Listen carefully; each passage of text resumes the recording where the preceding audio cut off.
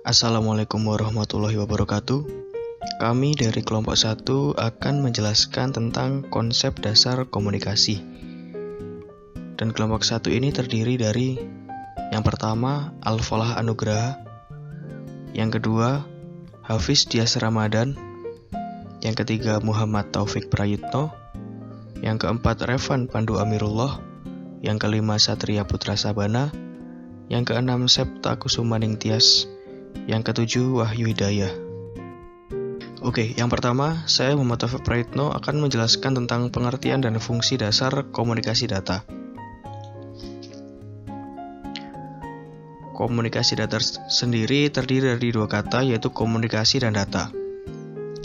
Komunikasi yaitu proses pembangunan saling pengertian serta menciptakan dan memakai informasi supaya bisa terhubung antara satu dengan yang lainnya. Sedangkan data sendiri yaitu berbagai statistik informasi fakta atau sejenisnya yang diperoleh melalui perhitungan dan eksperimen. Fakta dan informasi yang dikumpulkan kemudian diproses sesuai dengan sistem prosedur yang ditetapkan. Data dapat berbentuk angka, teks, bit, dan bytes. Sehingga komunikasi data sendiri berarti suatu proses pengiriman serta penerimaan data atau informasi yang berasal dari dua atau lebih device atau perangkat melalui suatu media transmisi.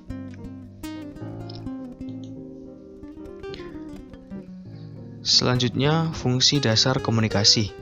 Yang pertama yaitu mengefisiensikan sebuah pengiriman data dalam jumlah yang besar tanpa suatu kesalahan. Yang kedua, memungkinkan pengguna sistem komputer dan peralatan pendukungnya dari jauh. Yang ketiga, bisa mendukung manajemen dalam hal kontrol karena memungkinkan penggunaan sistem komputer secara terpusat ataupun tersebar. Yang keempat, bisa digunakan untuk berkomunikasi bagi orang yang mempunyai lokasi geografi yang berlainan. Yang kelima, mampu menyebarkan informasi dengan cepat. Saya Septa Kusumaning Tias akan menjelaskan bagaimana komunikasi data bekerja. Sebelum saya menjelaskan mengenai bagaimana komunikasi data bekerja, saya akan menjelaskan mengenai komponen komunikasi data. Yang pertama yaitu pengirim. Pengirim yaitu piranti atau perangkat yang mengirimkan data. Yang kedua yaitu penerima. Penerima yaitu piranti atau perangkat yang menerima data. Yang ketiga yaitu data. Data adalah informasi yang akan dipindahkan. Yang keempat yaitu media pengiriman. Media pengiriman yaitu media atau saluran yang digunakan untuk mengirimkan data. Yang kelima yaitu protokol. Protokol adalah aturan-aturan yang berfungsi untuk menyelaraskan hubungan. Kemudian saya akan menjelaskan mengenai komunikasi data secara umum. Berdasarkan gambar tersebut, dapat disimpulkan bahwa pola komunikasi pada umumnya terdiri dari pengirim dan penerima, beserta data atau pesan yang dikirimkan. Pada gambar tersebut, klien menghubungi server dan merequest data yang dibutuhkan, sedangkan server sebagai pengirim atau pemberi layanan untuk klien, di mana layanan ini dapat berupa data, akses, mail server, atau web server. Pada awalnya, klien melakukan sebuah operasi yang nantinya operasi tersebut melakukan request terhadap server. Kemudian, server mendapatkan request mengenai data yang dibutuhkan oleh klien. Lalu, server mengeksekut data tersebut dan mengirimkan reply kepada klien. Klien menerima data reply, kemudian diproses oleh klien. Proses ini akan berlangsung secara berkelanjutan. Ketiga, model komunikasi. Model komunikasi berdasarkan tipe channel transmisi. Yang pertama, duplex atau one-way transmission. Tipe channel transmisi ini hanya dapat membawa informasi data dalam bentuk satu arah saja. Misalnya, siaran radio atau televisi, yaitu signal yang dikirimkan dari stasiun pemancar hanya dapat diterima oleh pesawat penangkap siaran, tetapi pesawat penangkap siaran tidak dapat mengirimkan informasi balik ke stasiun pemancar. Pengiriman data dari satu komputer ke komputer lain yang searah komputer yang satu mengirim ke komputer lainnya sebagai penerima merupakan contoh dari one-way transmission. Yang kedua, half duplex atau either-way transmission. Half duplex atau either-way transmission biasa disingkat HDX. Dalam tipe channel transmisi ini, informasi data dapat dikirim dan diterima namun tidak secara serentak. Artinya, bila satu mengirimkan, maka yang lainnya menerima dan sebaliknya. Radio CB walkie-talkie merupakan contoh dari two-way transmission. Dengan radio CB walkie-talkie, kita dapat berbicara atau mendengarkan, namun secara bergantian. Yang ketiga, full duplex atau both-way transmission.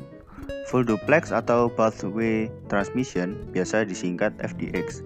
Merupakan channel transmisi di mana informasi data dapat mengalir dalam dua arah serentak atau dapat mengirim dan menerima data dalam waktu yang bersamaan. Komunikasi lewat telepon merupakan contoh dari tipe channel transmisi ini. Dengan telepon, kita bisa berbicara sekaligus mendengarkan apa yang sedang diucapkan oleh lawan bicara. Model komunikasi berdasarkan jalur transmisi. Yang pertama adalah unicast. Unicast merupakan kontak data informasi pada suatu alat dengan alat yang lain. Sedangkan ketika kontak tersebut terjadi, alat tersebut tidak dapat melakukan kontak dengan alat lainnya di luar kontak yang terjadi. Contoh, apabila dua telepon saling terhubung, telepon yang lain tidak dapat menghubungi salah satu dari kedua telepon yang sedang terhubung itu. Yang kedua adalah multicast. Berbeda dengan unicast, dalam multicast ketika proses kontak terjadi, masing-masing alat tetap dapat terhubung dengan alat lainnya. Contohnya adalah server yang digunakan untuk mengakses internet. Server mampu melayani beberapa komputer yang terhubung dengan media transmisi. Dan dalam proses ini, masing-masing komputer mampu melakukan proses balik dengan server tersebut. Yang terakhir adalah broadcast. Dalam proses ini, alat yang menerima data informasi tidak dapat memberikan respon balik terhadap alat pengirim data informasi. Akan tetapi, pengirim dapat mengirim ke lebih dari satu alat sekaligus. Contohnya, pemancar radio dan pemancar televisi. Di sini saya akan melanjutkan presentasinya. Di sini saya akan menjelaskan apa itu protokol layer. Itu adalah sistem peraturan yang memungkinkan terjadinya hubungan, komunikasi, dan perpindahan data antara dua PC atau lebih. Aturan ini harus dipenuhi oleh pengirim dan penerima data agar komunikasi dapat berlangsung dengan baik. Di sini ada 4 fungsi protokol. Yang pertama adalah addressing, assembly, timeouts, dan options. Untuk addressing, header IP paket mengandung alamat yang memberikan identifikasi ke komputer pengirim dan sang penerima. Yang kedua adalah internet protokol adalah memastikan pesan dapat dipecah menjadi paket. Timeouts, setiap IP paket mengandung self-destructive counter yang membatasi umur dari paket. Options, IP terdapat fitur tambahan yang mengizinkan komputer pengirim untuk memutuskan paket bagian mana yang didapatkan komputer sang penerima. Dan ini adalah model pada protokol, lapisan protokol. Baik, nama saya Satria. Saya akan melanjutkan penjelasan dari Al-Falah, yaitu protokol layer 2 pada proses pengiriman pesan melalui layer. Sebelumnya, proses komunikasi data atau pengiriman pesan adalah proses transmisi data yang berlangsung melalui satu titik ke satu titik lainnya atau satu titik ke banyak titik. Jadi, komunikasi data dilakukan antar individu atau kelompok. Kemudian pada slide selanjutnya terdapat tiga bagian utama proses pengiriman pesan. yaitu sistem sumber, sistem transmisi, dan sistem tujuan. Sistem sumber adalah si pengirim pesan, kemudian sistem transmisi atau transmitter adalah proses pengiriman data berupa jaringan yang menghubungkan sumber data dengan tujuan. Lalu sistem tujuan atau destination adalah si penerima pesan atau data. Dapat dilihat pada gambar di slide, terdapat beberapa proses yang dilewati jaringan komputer dalam pengiriman suatu data atau pesan antar komputer. PC1 atau source mengirim data kepada PC2 atau destination. Terdapat beberapa proses yang dilalui. Pertama, encoding data, yaitu merubah pesan ke dalam bentuk binary atau angka biner. Kemudian transmitting atau pengiriman data menuju PC2. Lalu diterima oleh receiver, kemudian binary tersebut didekode menjadi data utuh sampai pada akhirnya diterima oleh destination atau tujuan. Kemudian pada slide selanjutnya yaitu proses pengiriman pesan melalui lapisan atau layer. Layer dapat dilihat pada gambar di slide. Gambar tersebut adalah merupakan layer protokol TCP/IP. Yang mana terdapat 5 layer, 5 bagian, yaitu application layer, transport layer, internetwork layer, network interface layer, physical layer, atau underlying network layer. Saya akan menjelaskan bagaimana pesan dikirim melalui protokol TCP/IP. Pada layer application inilah pengiriman pesan melalui program aplikasi atau aplikasi di komputer. Bagian ini application layer lah yang bekerja karena jaringan memberikan pelayanan kepada pengirim pesan. Aplikasi layer berfungsi menyediakan servis-servis terhadap software-software yang berjalan pada komputer. Protokol-protokol yang beroperasi pada application layer ini yaitu HTTP, FTP, POP3, SMTP, dan lain-lain. Kemudian ketika pesan dikirim akan diproses oleh protokol TCP. Saat diproses protokol TCP, layer transport lah yang bekerja, yaitu memberikan amplop atau wadah untuk melindungi data yang hendak dikirim serta menambahkan informasi berupa sequence number atau nomor urut data atau nomor urut amplop. Setelah data diproses oleh protokol transport, maka data diberi alamat dan akan ditentukan path terbaik untuk pengiriman data. Kemudian data akan dikirim. Pada bagian inilah internetwork layer yang bekerja karena terjadi proses pengalamatan. Kemudian data yang akan dikirim diubah ke bentuk biner dan dikirim melalui media tertentu seperti kabel, wireless, dan lain-lain. Pada bagian inilah layer network interface yang bekerja. Kemudian physical layer atau underlying network layer itu mendefinisikan karakteristik yang dibutuhkan hardware untuk membawa sinyal data transmisi atau penerima. Sekian penjelasan dari saya. Selanjutnya akan dijelaskan oleh Wahyu Hidayah. Halo, nama saya Wahyu. Saya akan menyampaikan tentang gambaran suatu pesan khusus yang nampak pada sebuah OSI layer. Nah, pertama, dalam gambar tersebut terdapat dua sudut pandang proses pengiriman pesan, yaitu pengirim dan penerima. Jika dilihat dari gambar, maka proses pengirim dari kanan ke kiri. Untuk proses penerima dimulai dari kiri ke kanan. Sekarang saya akan menjelaskan sudut pandang pengirim. Contoh, pada WhatsApp. Media WhatsApp merupakan application layer header di mana protokol SMTP yang bertugas melakukan proses pengiriman. Pada lapisan ini masih dalam bentuk datagram. Selanjutnya, pada layer presentation, isi pesan yang dikirim akan dikonversi menjadi format ASCII. Selanjutnya, pada session, format ASCII akan diterima dan diteruskan. Ketika memasuki transport layer, data akan dienkapsulasi atau pembungkusan menjadi paket yang kemudian diberi nomor. Paket yang telah diterima akan ditandai, sedangkan paket yang gagal akan dikirim ulang.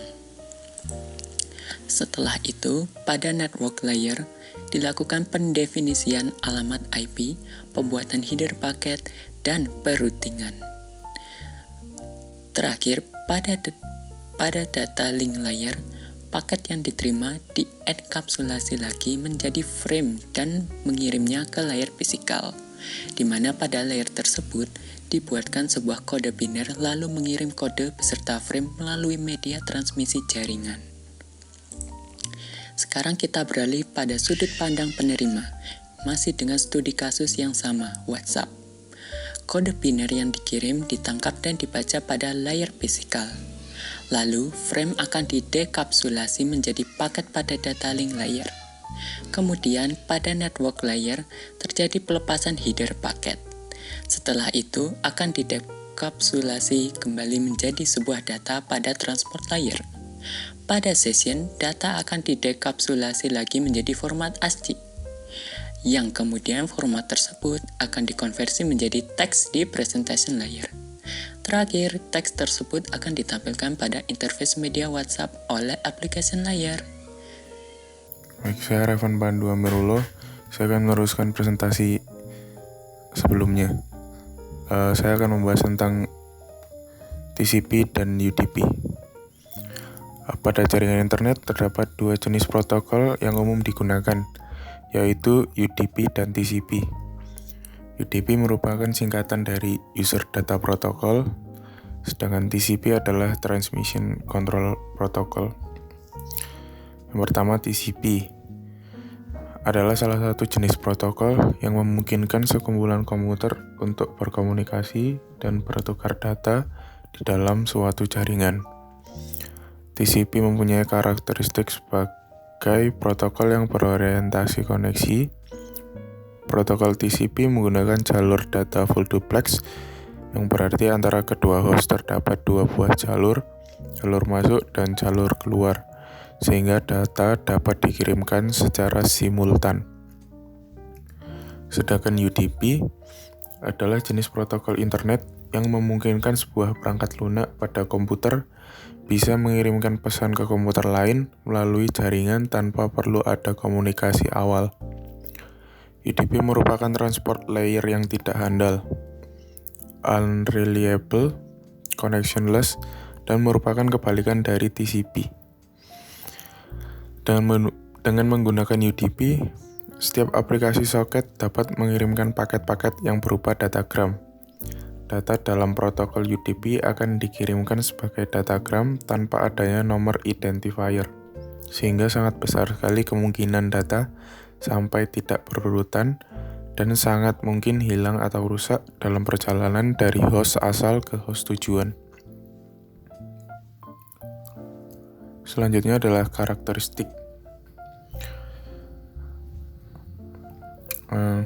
Karakteristik TCP yang pertama adalah reliable, berarti data ditransfer ke tujuannya dalam suatu urutan seperti ketika dikirim. Yang kedua adalah connection oriented. Sebelum data dapat ditransmisikan antara dua host, dua proses yang berjalan pada lapisan aplikasi harus melakukan negosiasi untuk membuat sesi koneksi terlebih dahulu. Yang ketiga adalah full duplex. Untuk setiap host TCP, koneksi yang terjadi antara dua host terdiri atas dua buah jalur, yaitu jalur keluar dan jalur masuk. Dengan menggunakan teknologi lapisan yang lebih rendah yang mendukung full duplex, maka data pun dapat secara simultan diterima dan dikirim. Header TCP berisi nomor urut dari data yang ditransmisikan dan sebuah acknowledgement dari data yang masuk. Yang keempat, memiliki layanan flow control. untuk mencegah data terlalu banyak dikirimkan pada satu waktu yang akhirnya membuat macet jaringan internet network IP. TCP mengimplementasikan layanan flow control yang dimiliki oleh pihak pengirim yang secara terus-menerus memantau dan membatasi jumlah data yang dikirim pada satu waktu. Yang kelima, melakukan segmentasi terhadap data yang datang dari lapisan aplikasi. Terus yang keenam, bersifat open platform atau platform independen, yaitu tidak terikat oleh jenis perangkat keras atau perangkat lunak tertentu. Karena sifatnya terbuka, TCP/IP bisa mengirimkan data antara sistem-sistem komputer yang berbeda yang menjalankan pada sistem-sistem operasi yang berbeda pula.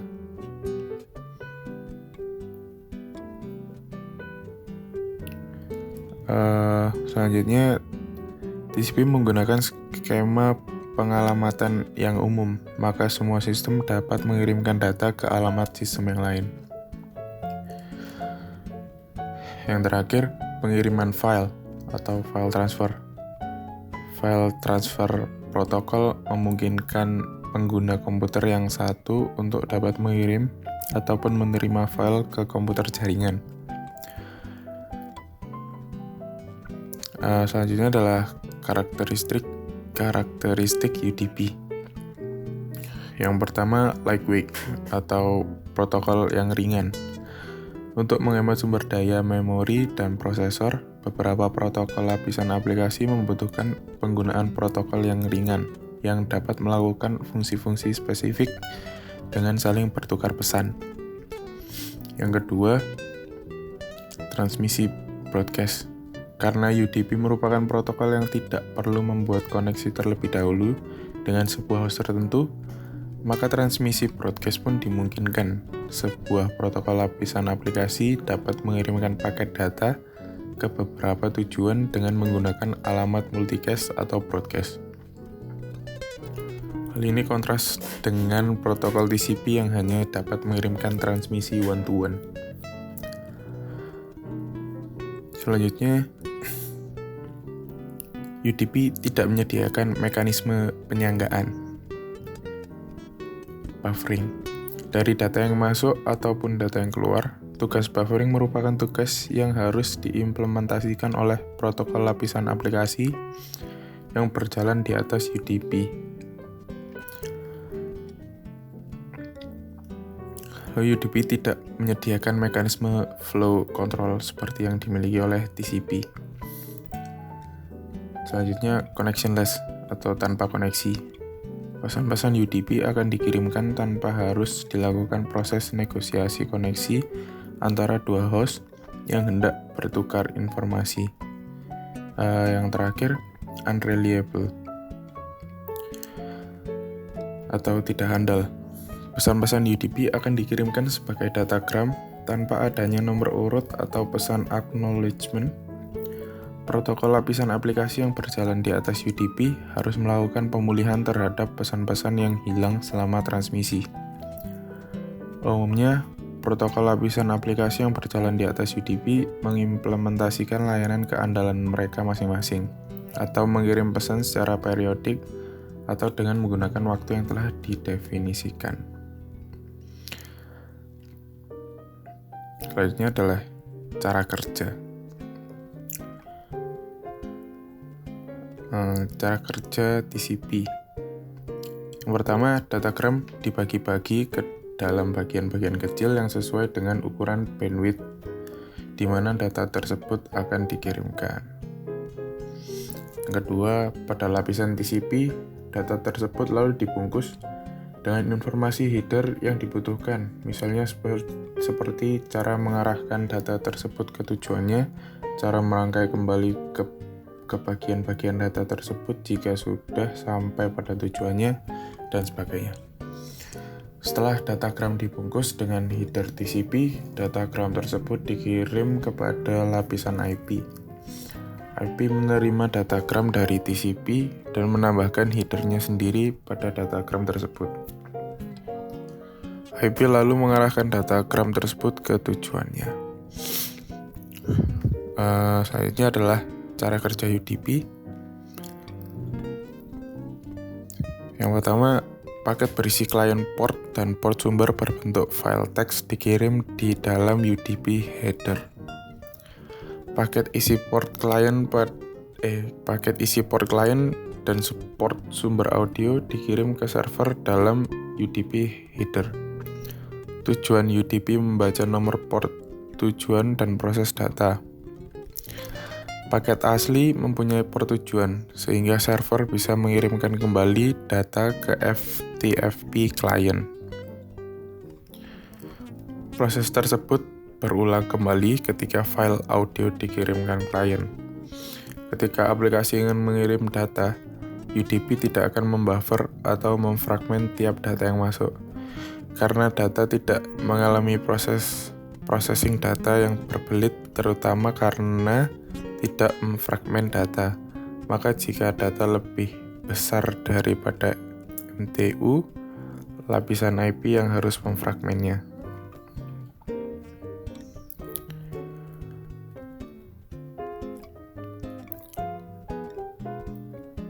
Selanjutnya, jenis port.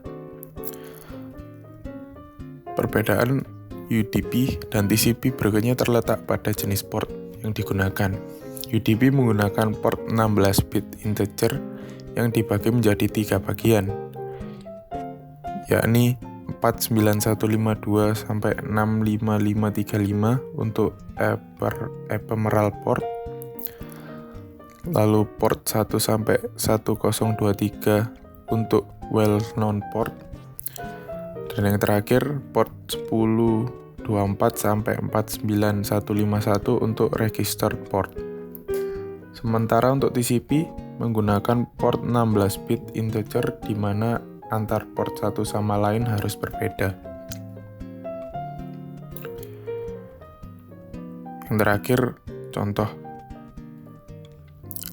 TCP sering digunakan di Telnet, FTP, dan SMTP. Sedangkan UDP sering digunakan di DNS, SNMP, TFTP, maupun SAN RPC.